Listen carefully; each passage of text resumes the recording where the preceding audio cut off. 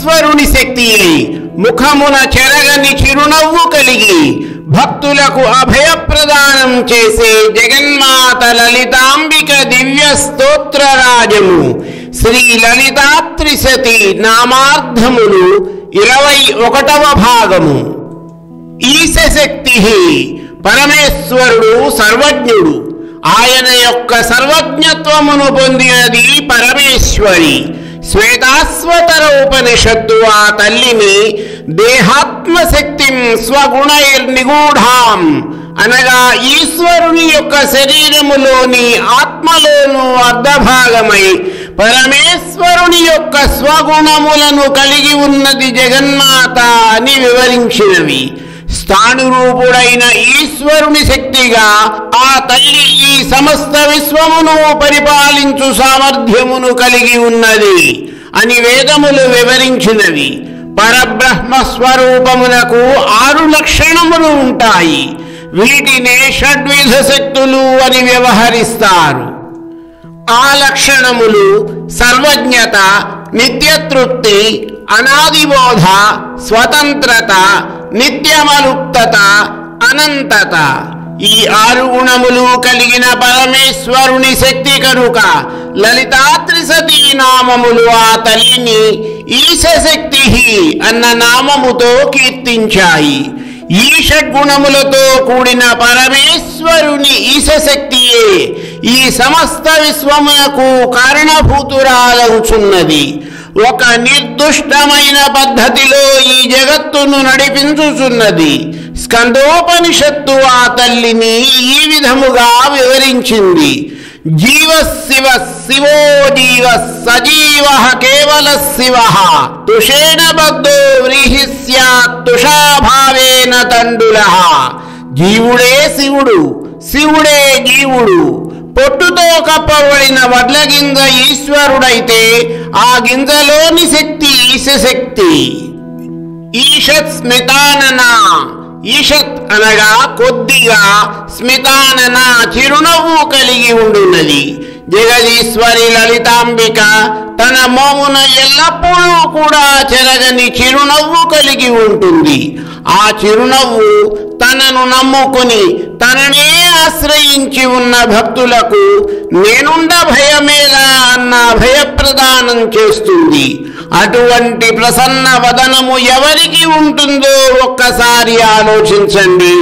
ఎటువంటి కోరికలు లేక ఆ కోరికలు తీరలేదనే మనోవేదన లేని వారికి మాత్రమే అటువంటి ప్రసన్న ముఖము, ఆ ముఖమున జరగని చిరుమందహాసము ఉంటుంది. సమస్త కామములు స్వభావ సిద్ధములైన ఆ తల్లికి కోరదగినవి, లభ్యము కానివి అయిన కోరికలు ఏమీ ఉండవు కనుక పరమేశ్వరి ముఖమున చిరుమందహాసము ఎప్పుడూ తొణిగిసలాడుతూ ఉంటుంది. కష్టాలలో మునిగిపోయి అనేకమైన బాధలతో కుమిలిపోతున్న వారిని ఆ బాధలు తొలగిపోవడానికి జగన్మాతను పూజించమంటే వారికి మనసు ప్రశాంతంగా ఉండక ఆ తల్లిపై కుదురుకోదు. అటువంటి వారు ఏ పూజ అవసరము లేక పూజ గదిలో ఆ తల్లి చిత్రము ముందు ఆసీనులై సర్వదా ప్రసన్న ముఖము కలిగి దుఃఖమే స్పృశించని పరమానంద స్వరూపిణి అయిన ఆ తల్లికి తమ బాధలను చెప్పుకుని చిరునవ్వులు చిందిస్తున్న ఆ తల్లి ముఖములోనికి తదేకంగా కేవలము కొద్ది నిమిషములు చూడండి. మీ మనసు తప్పక కుదుట పడుతుంది. ఆ తల్లి చిరునవ్వు అనే ప్రవాహములో ఈశ్వరుని మనసే మునిగి తేలుతూ ఉంటుందని మందస్మిత ప్రభాపూర మధ్యత్ కామేశ మానస అన్న నామములో లలితా సహస్రనామము కీర్తించింది. అటువంటిది ఆ చిరునవ్వు మనకు ఎటువంటి ప్రశాంతతను ప్రసాదిస్తుందో ఒక్కసారి ఆలోచించండి. ఆ తరువాత నెమ్మదిగా ఆ తల్లిని మీ బాధలు తొలగించమని ప్రార్థించవచ్చు.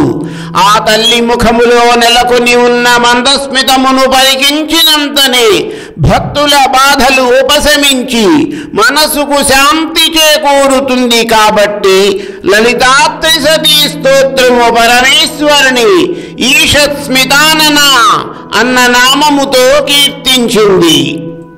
లకార రూప నిర్గుణ నిరాకార స్వరూపిణి అయి పంచదశాక్షరీ మంత్రమే తన నిర్గుణ స్వరూపమై అందులోని 3 కూటములైన వాగ్భవ, కామరాజ, శక్తి కూటములలోని 15 బీజాక్షరములు జగదీశ్వరి లలితాంబికకు వివిధ అవయవములుగా అమరినాయి. అందులోని ఒక్కొక్క బీజాక్షరము 20 నామములతో ఆ తల్లిని చేసిన స్తోత్రరాజమే శ్రీ లలితా త్రిశతి. అందులో మొదటి కూటమై శిరఃపర్యంతము కంఠభాగము వరకు కల వాగ్భవ కూటములోని 5 బీజాక్షరములైన క, ఏ, ఈ, ల, హ్రీంలలో 4వ అక్షరమైన లకారమును తన మరొక అవయవముగా కలిగిన పరమేశ్వరి లలితాంబికను శ్రీ లలితా త్రిశతి స్తోత్రము లకార రూప అనే నామముతో కీర్తించింది. లలిత వేదములు పరమేశ్వరిని లలితం త్రిషు సుందరం, లలితము అనగా సుందరమైనది, మనోహరమైనది అని వర్ణించాయి. ప్రాకృతికముగా మనము వీక్షించగలిగే దృశ్యములను అవి ఎంత సుందరమైనవైనా మనోహరమైనవైనా కూడా మనము వాటిని వర్ణించగలము. కానీ జగన్మాత సౌందర్యము అప్రాకృతము, వర్ణనాతీతము. ఆ సుందర రూపమును మన మనోనేత్రములతో తిలకించాలే కాని మాంసనేత్రములకు శ్రీమాత సౌందర్యము అగోచరము. ఆ తల్లి యొక్క సౌందర్యము ఇటువంటిది అని 1000 నాలుకలు కలిగిన ఆదిశేషుడైనా కూడా వర్ణించలేని అసమాన నిరుపమ సౌందర్యము. లలిత అనే నామమునకు మరొక అర్థము స్వయం ప్రకాశిని. ఆ తల్లి ఎవరి ప్రకాశము లేకుండా స్వయముగా ప్రకాశించున్నదే కాకుండా సూర్య, చంద్ర, అగ్నులు మొదలైన తేజోస్వరూపములకు ఈ సమస్త జగత్తుకు కూడా వ్యాప్తి చేసి ప్రకాశింపచేయుచున్నది. ఆ తల్లి త్రిగుణములైన సత్వ, రజస్, తమో గుణములకు అతీతమై ప్రకాశిస్తూ ఉంటుంది. నిత్యం కాంతిని వెదజల్లుతూ తన చేతులలో పాశము, అంకుశము, చెరకు విల్లు, పూల బాణాలతో తనను కొలిచే భక్తులందరికీ అభయమిచ్చే తల్లి అయిన పరమేశ్వరిని శ్రీ లలితా త్రిశతి స్తోత్రము లలిత అన్న నామధేయముతో కీర్తించింది. మిగిలిన నామార్థముల వివరణ తరువాతి భాగములో.